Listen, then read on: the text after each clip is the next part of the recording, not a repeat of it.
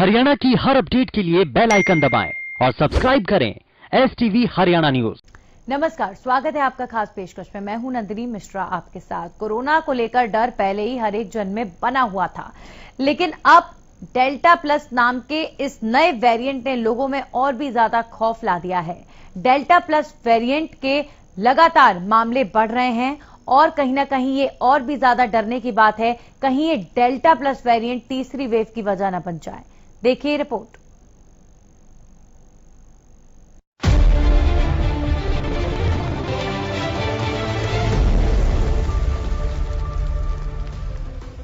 देश में corona virus का डेल्टा प्लस वेरिएंट तेजी से फैल रहा है। ऐसा बताया जा रहा है कि कोरोना की तीसरी लहर के पीछे डेल्टा प्लस वेरिएंट ही हो सकता है। डेल्टा प्लस वेरिएंट को लेकर कई जानकार कह चुके हैं कि कोरोना वायरस का अब तक का सबसे ज्यादा संक्रामक म्यूटेंट है। डेल्टा प्लस वेरिएंट को लेकर विश्व स्वास्थ्य संगठन ने कहा है कि इससे निपटने के लिए पहले से ही महत्वपूर्ण कदम उठाने होंगे। संगठन का कहना है कि डेल्टा प्लस वेरिएंट को अगर फैलने से रोकना है तो इसके लिए वैक्सीन के साथ साथ मास्क और 2 गज की दूरी जैसे कदम भी उठाने होंगे। संगठन का कहना है कि वैक्सीनेशन के साथ साथ मास्क भी बहुत जरूरी है, क्योंकि डेल्टा के खिलाफ सिर्फ वैक्सीन असरदार नहीं, हमें छोटे समय में ही तैयारियां करनी होगी, नहीं तो एक बार फिर लॉकडाउन का सहारा लेना पड़ेगा। भारत में भी डेल्टा प्लस वेरिएंट ने अपने पैर पसारने शुरू कर दिए हैं। देश में डेल्टा प्लस वेरिएंट के 51 मामले सामने आ चुके हैं। 12 राज्यों में 51 डेल्टा प्लस वेरिएंट के मामले। हरियाणा के फरीदाबाद में पहला मामला। डेल्टा प्लस वेरिएंट से अब तक 3 लोगों की मौत। केंद्र ने वेरिएंट ऑफ कंसर्न यानी चिंताजनक वेरिएंट घोषित किया है। ग्राफिक्स के जरिए आपको बताते हैं कि डेल्टा प्लस से कहां कितनी मौतें हुई। मध्य प्रदेश में डेल्टा प्लस वेरिएंट से लोगों की मौत हुई। दोनों मृतकों ने कोरोना की वैक्सीन नहीं लगवाई थी। महाराष्ट्र के रत्नागिरी में डेल्टा प्लस वेरिएंट से बुजुर्ग महिला की मौत हुई। आपको उन राज्यों के बारे में भी बता देते हैं जहां डेल्टा प्लस वेरिएंट अपनी दस्तक दे चुका है। महाराष्ट्र में 22 केस मिले, तमिलनाडु में 9 केस, मध्य प्रदेश में 7 केस, केरल में 3 केस मिले, पंजाब और गुजरात में 2-2 केस मिले, जबकि आंध्र प्रदेश, ओडिशा, राजस्थान में 1-1 केस, जम्मू कश्मीर, हरियाणा और कर्नाटक में 1-1 मरीज मिले। हरियाणा की बात करें तो फरीदाबाद से डेल्टा प्लस प्रदेश में अपनी एंट्री कर चुका है। जानकारी के मुताबिक पहला केस फरीदाबाद के ESIC मेडिकल कॉलेज में पाया गया, जिसके बाद मरीज को आइडेंटिफाई करने के बाद उसके संपर्क में आए कॉन्टैक्ट की तलाश शुरू कर दी गई, ताकि समय रहते संक्रमण को रोका जा सके। बता दें कि विश्व स्वास्थ्य संगठन ने डेल्टा वेरिएंट को वेरिएंट ऑफ कंसर्न की श्रेणी में डाल दिया था। डेल्टा वेरिएंट की वजह से कई देशों में कोरोना का संक्रमण और तेजी से फैला। देश में डेल्टा प्लस वेरिएंट का पहला मामला मार्च में सामने आया था और अब तक इसके कई मामले सामने आ चुके हैं, जिसने सरकार समेत लोगों की चिंता बढ़ाकर रख दी है, जिसको रोकना बेहद जरूरी है। Bureau report. तो डेल्टा प्लस वेरिएंट को लेकर खतरा लगातार बरकरार है और लगातार इन मामलों में भी इजाफा हो रहा है। हमारे सहयोगी राजा पटेल जानकारी के साथ हमारे साथ जुड़े हैं। राजा, हरियाणा में भी एक और मामला सामने आया है जो डेल्टा प्लस वेरिएंट का है। बाकी दूसरे प्रदेशों की बात करें, महाराष्ट्र की बात करें, मध्य प्रदेश की बात करें, तो यहां तो डेल्टा प्लस वेरिएंट की वजह से कुछ मौत के केसेस भी सामने आए हैं। क्या जानकारी इसे लेकर? बिल्कुल नंदिनी, जिस तरीके से 6 राज्यों में डेल्टा प्लस वेरिएंट ने कहीं ना कहीं अपनी छाप छोड़ी है, वहीं अब हरियाणा में भी साफ तौर पर डेल्टा प्लस ने कहीं ना कहीं एक मरीज सामने निकल कर आया। फरीदाबाद के ESI 3 नंबर मेडिकल जो सेंटर है, जो मेडिकल हॉस्पिटल है, वहां पर इस मरीज को एडमिट कराया गया है। साफ तौर पर जो डिप्टी डीन है ESI के, जो डायरेक्टर हैं, डिप्टी डायरेक्टर, उनसे साफ तौर पर बात हुई है। उन्होंने साफ तौर पर इसकी पुष्टि की है कि हाँ, इनको डेल्टा का ही कहीं ना कहीं लक्षण है। साफ तौर पर उन्होंने ये भी बताया कि जो इस मरीज के संपर्क में आए, हम लगातार इनकी छानबीन कर रहे हैं। साफ तौर पर स्वास्थ्य विभाग भी काफी ज्यादा अलर्ट कहीं ना कहीं नजर आ रहा है। हरियाणा की बात करें, जिस तरह के फरीदाबाद में एक मामला निकल कर सामने आया, इसको लेकर अब फरीदाबाद में जिन लोगों के संपर्क में ये मरीज आया, उन सभी मरीजों की कहीं ना कहीं तलाश यानी कि शुरू कर दी है फरीदाबाद की स्वास्थ्य विभाग की टीम ने। पर जिस तरीके से लगातार डेल्टा प्लस की जो मामले हैं निकल कर सामने आ रहे हैं, चाहे मध्य प्रदेश की बात करें, अलग अलग राज्यों की बात करें, काफी ज्यादा मामले निकल कर सामने आ रहे हैं। साफ तौर पर जो डॉक्टर्स हैं वो यही कह रहे हैं कि सबसे खतरनाक कहीं कहीं ना कहीं ये लक्षण है, साफ तौर पर इससे बचना चाहिए और लोगों को कहीं ना कहीं सावधानी बरतनी चाहिए, क्योंकि कोरोना काल जिस तरीके से चल रहा था, सेकंड जो वेब थी नंदिनी, जिस तरीके से लोगों को काफी परेशानियों का सामना करना पड़ा था, साफ तौर पर कहीं ना कहीं ऑक्सीजन की कमी थी, तमाम मेडिसिन की कमी थी, बेड्स की कमी थी, पर जिस तरीके से डेल्टा प्लस वेरिएंट एक बार फिर से देश में सक्रिय हो रहा है, इसको लेकर स्वास्थ्य विभाग की चिंताएं बढ़ती हुई नजर आ रही है। केंद्र सरकार की साफ तौर पर इस पर नजर जरूर है, पर केंद्र में जो स्वास्थ्य विभाग की टीम है लगातार इस पर रिसर्च भी कर रही है कि आखिरकार कितना खतरनाक ये कहीं ना कहीं हो सकता है और किस तरह खतरनाक आने वाले समय में इसका कहीं ना कहीं उपचार कहीं ना कहीं किया जा सके, किस तरीके से इसका उपचार हो, किस तरीके से ये काम करता है, इस सभी बातों को लेकर रिसर्च जरूर की जा रही है। पर जिस तरीके से प्रदेश में पहला केस आया फरीदाबाद में, इसको लेकर प्रदेश सरकार भी काफी ज्यादा सतर्क नजर आ रही है। लगातार जो सरकार की जो टीम है, स्वास्थ्य विभाग की जो टीम है, वो साफ तौर पर अब हर एक जिले में कहीं ना कहीं मॉनिटरिंग कर रही है और हर एक जिले के सीएमओ से लगातार बातचीत कर रही है। जी चलिए, बहुत बहुत शुक्रिया राजा आपका तमाम जानकारी के लिए। अब हमारे साथ health expert doctor Satvir Chaudhary जुड़े हैं। बहुत बहुत स्वागत है आपका डॉक्टर साहब। जिस तरह की चिंता डेल्टा प्लस वेरिएंट को लेकर जताई जा रही है और एक्सपर्ट्स का जो अनुमान है, कितना ज्यादा घातक साबित हो सकता है ये डेल्टा प्लस वेरिएंट सर?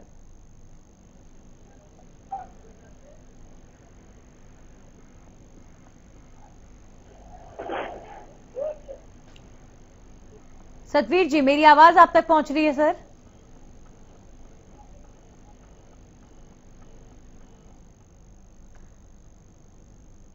चलिए, डॉक्टर सतवीर से हम एक बार फिर से संपर्क साधने की कोशिश करेंगे, जो हमें बताएंगे डेल्टा प्लस वेरिएंट को लेकर क्या क्या जानकारी सामने निकल कर आई है और ये कितना ज्यादा गंभीर और कितना ज्यादा खतरनाक साबित हो सकता है। देश में लगातार डेल्टा प्लस वेरिएंट के मामले मिल रहे हैं, जो कि एक चिंता की बात है। हमारे साथ डॉक्टर सतवीर जुड़ गए हैं, एक बार फिर से उनका रुख करते हैं। डॉक्टर साहब, कितना ज्यादा घातक या कितना ज्यादा खतरनाक डेल्टा प्लस वेरिएंट हो सकता है, क्या कहते हैं एक्सपर्ट्स के कयास? बहुत बहुत धन्यवाद जी। देखो, ये तो चोर और सिपाही की लड़ाई है। हमें अपना बचाव करना है और वायरस म्यूटेशन करता रहेगा। जब भी नई म्यूटेशन आएगी, पहली म्यूटेशन से ज्यादा खतरनाक होगी, इसमें कोई शक नहीं। अब कितनी ज्यादा खतरनाक होगी ये पक्का कहना तो मुश्किल है, लेकिन पिछली म्यूटेशन से अगली म्यूटेशन हमेशा ज्यादा खतरनाक होगी जी। तो वायरस तो अपनी तैयारी कर रहा है, लेकिन हम लोग, हमारी सरकारें तैयारी नहीं कर रही। हम लापरवाही बरत रहे हैं, मास्क नहीं लगा रहे हैं, दो गज की दूरी नहीं रख रहे हैं, बेवजह मीटिंग कर रहे हैं, बेवजह अलग अलग जगह पे जा रहे हैं। जब हम घर में रह सकते हैं, हम घर में नहीं रहते, बाहर घूमते हैं। तो ये जो प्रिकॉशन हम नहीं ले रहे और वायरस आगे आगे चले जा रहा है। हमने वायरस को पकड़ना है तो हमने प्रिकॉशन ज्यादा लेनी पड़ेगी। अब पब्लिसिटी का काम जो है, लोगों को समझाने का काम मीडिया ज्यादा कर रहा है, सरकार कम कर रही है। सरकार क्या कर रही है? स्टेट गवर्नमेंट, सेंट्रल गवर्नमेंट पे थोपे जा रही है। एक दूसरे पे बहानेबाजी, तालमेल की बिल्कुल कमी है। जब वैक्सीन की कमी थी, सरकार मान नहीं रही थी वैक्सीन की कमी है। ऑक्सीजन की कमी थी, सरकार मान नहीं रही थी ऑक्सीजन की कमी है। तो पहले तो सरकार को ये बात माननी पड़ेगी कि जिन चीजों की कमी है उनमें सुधार होना चाहिए। लगभग 11-12 महीने सरकार के पास मिले थे। मुझे नहीं लगता कि बेड में 10% भी इंक्रीज हुआ हो किसी भी मेडिकल कॉलेज में, किसी सरकारी सिविल हॉस्पिटल में, सब डिवीजन हॉस्पिटल में। पीएचसी सीएचसी की तो बात ही छोड़ दो, पीएचसी सीएचसी की जो सुविधाएं हैं वो तो ना के बराबर हैं। दूसरी तरफ खुद जब इनको तकलीफ होती है, किसी पॉलिटिशियन को, किसी मंत्री को, मुख्यमंत्री को, तो प्राइवेट अस्पताल में जाके दाखिल हो जाते हैं। तो प्राइवेट अस्पताल, इसका मतलब हमारे सारे अस्पतालों से अच्छे हैं। हमें अपने अस्पताल प्राइवेट अस्पतालों के लेवल के बनाने होंगे, तभी काम चलेगा। क्योंकि ऐसी परिस्थिति में, ऐसी आपदा में प्राइवेट अस्पताल काम नहीं आएंगे। ऐसी आपदा में सरकारी अस्पताल ही हमें स्ट्रेंथन करने पड़ेंगे। अब पीजीआईएमएस रोहतक से पेशेंट को मेदांता रेफर किया जाता है, तो ये एक जो स्थिति ठीक नहीं है, होना उल्टा चाहिए। प्राइवेट अस्पताल से मेडिकल कॉलेज में, इंस्टीट्यूट में मरीज आने चाहिए, और यहाँ उल्टा हो रहा है। तो ये तो स्पष्ट है कि हमारे अस्पतालों की कंडीशन ठीक नहीं है। बजट जीडीपी का 1.5% हेल्थ पे खर्च होता है। इस समय में कम से कम इन 2 सालों में तो बजट बढ़ाया जाना चाहिए था। ज्यादा खर्चा मैन पावर पे, इंफ्रास्ट्रक्चर पे, दवाइयों पे, सभी चीज पे ज्यादा खर्चा होना चाहिए था। दवाइयां ज्यादा होनी चाहिए थी, ऑक्सीजन की उपलब्धता ज्यादा होनी चाहिए थी, बेड पूरे उपलब्ध होने चाहिए थे। ये पहले होना चाहिए था, जो नहीं हुआ। आगे भी कर लिया जाए तो बहुत अच्छी बात है, एक सरकार दूसरी सरकार पे डालती है, दूसरी सरकार दूसरी पे ब्लेम डालती है, उससे काम नहीं चलेगा। सभी को मिलजुल के काम करना होगा। ये तो बना बिल्कुल सतबीर जी, और कुल मिलाकर आपके इस वक्तव्य से जो मैं सीधे तौर पर कह सकती हूँ कि देखिए, अगर सरकारों के भरोसे रहेंगे लोग तो काम हो गया फिर, क्योंकि दूसरी वेव में क्या स्थिति हमारे हेल्थ सिस्टम की है वो हमने अपनी आंखों से देखा है। तो अगर इस भरोसे रहेंगे तो कहीं ना कहीं बहुत ही दिमाग को भ्रमित करके चल रहे हैं लोग। कहीं ना कहीं अगर खुद को बचाना है तो इस समय सबसे जो आसान तरीका है, जो पता नहीं लोगों के लिए क्यों लोग उसे मुश्किल समझते हैं, वो है मास्क और डिस्टेंसिंग। लोगों से नहीं मिलें, घर से कम बाहर निकलें और मास्क जरूर लगाएं।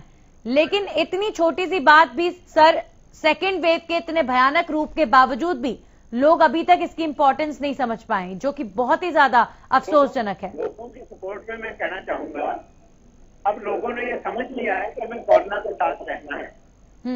अब परमानेंट लॉकडाउन तो हो नहीं सकता। लॉकडाउन होगा, रिस्ट्रिक्शन होंगी, उसके बाद रिस्ट्रिक्शन रिलैक्स होंगे। जब भी रिस्ट्रिक्शन रिलैक्स होते हैं तो लोगों को सावधानी बरतनी होगी। लोगों को ये मानना होगा कि कोरोना के साथ ही हमें रहना है, कि कोरोना इतनी जल्दी जाने वाला नहीं है, महीने 2 महीने में। तो जब कोरोना के साथ रहना है तो कोरोना के हिसाब से हमें व्यवहार करना पड़ेगा। जैसे हम ये मान के चलते हैं कि पैदल चलने वाले का भी एक्सीडेंट हो सकता है, अगर आप हेलमेट नहीं इस्तेमाल करोगे तो ज्यादा चांसेस है एक्सीडेंट होने के। लेकिन पैदल चलने वाले का, साइकिल चलने वाले का भी एक्सीडेंट हो सकता है। इसी प्रकार हम जब प्रिकॉशन हो गए, वैक्सीनेशन हम करवा लेंगे, मास्क पहनेंगे, 2 गज की दूरी रखेंगे, बार बार हाथ धोएंगे या बेवजह घर से बाहर नहीं निकलेंगे, तो आप इससे बीमारी से बचाव करेंगे। तो सभी को अपना बचाव करना है।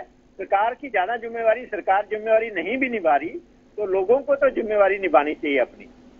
जी जी जी, कम से कम अपने परिवार और अपने लिए कम से कम इतना कर सकते हैं। इसके अलावा एक बार फिर से डेल्टा प्लस वेरिएंट को लेकर बातचीत कर लेते हैं। डॉक्टर सतवीर, क्या एक्स्ट्रा एफर्ट्स करें, क्या एक्स्ट्रा किया जाना चाहिए इस डेल्टा प्लस से बचने के लिए?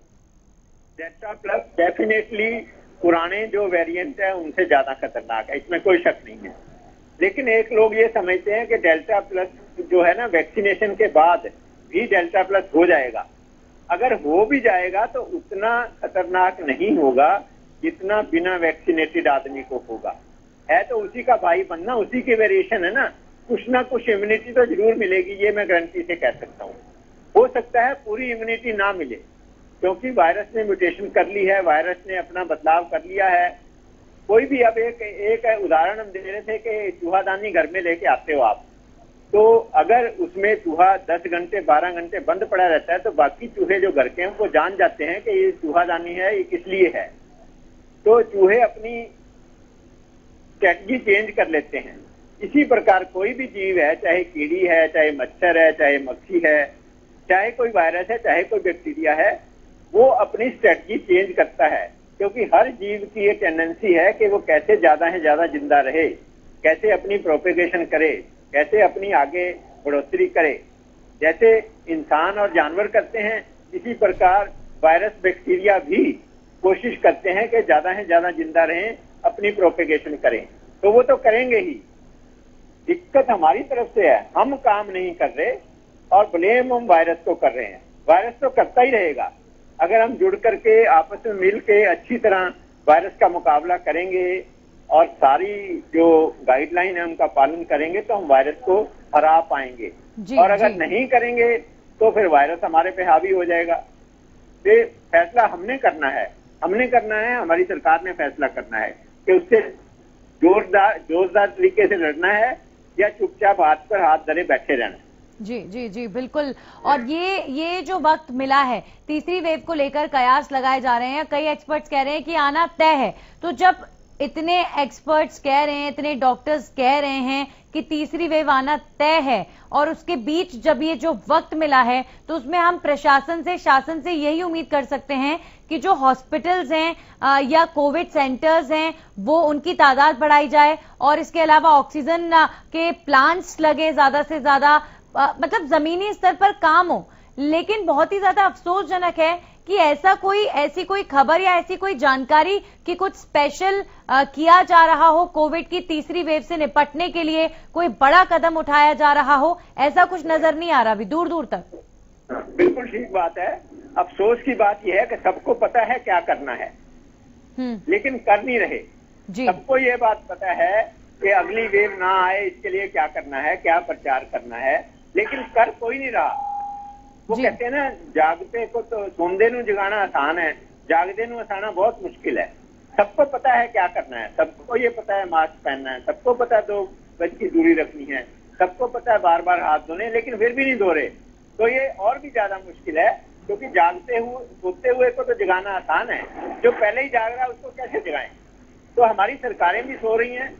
बजट बढ़ाने की तो बात ही छोड़ दो। अब वैसे मुझे बोलना नहीं चाहिए, राजनीतिक बात यह है कि अब जब तेल पे इतना टैक्स ले रहे हैं, हर चीज पे इतना टैक्स ले रहे हैं, तो आप हेल्थ का बजट क्यों नहीं बढ़ाते?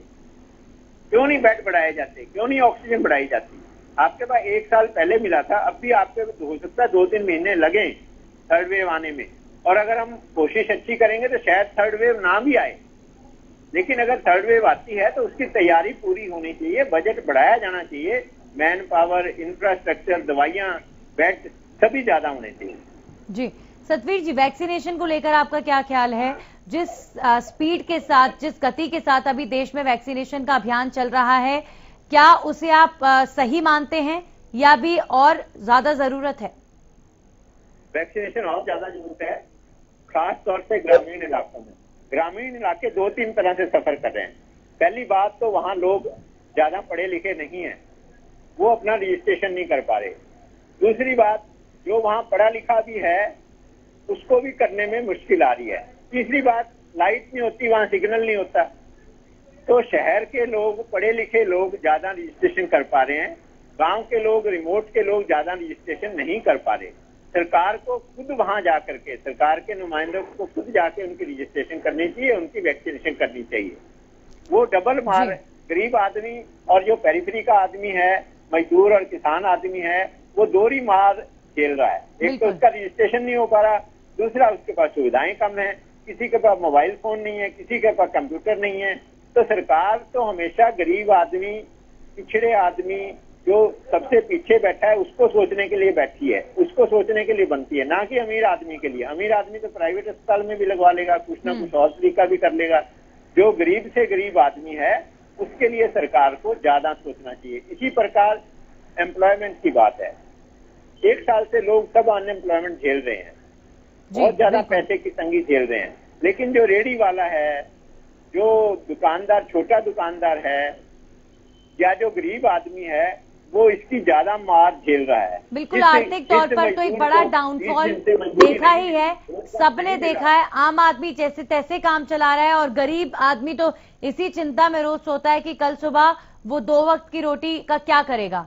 बहुत बहुत शुक्रिया डॉक्टर सतवीर, हमारे साथ आप जुड़े और डेल्टा प्लस को लेकर जो बातें आपने साझा की बड़ी ही महत्वपूर्ण है। तो कुल मिलाकर जो डॉक्टर्स और जो एक्सपर्ट्स इस समय अंदेशा जता रहे हैं, ये जो वक्त है ये सीखने का वक्त है। इस टाइम पर बिल्कुल भी लापरवाही ना बरतें और बहुत ज्यादा ध्यान रखने की जरूरत है, क्योंकि आप डेल्टा प्लस वेरिएंट को फैलने का मौका देंगे, वो तभी फैलेगा और वो अभी उतना ज्यादा नहीं फैला है।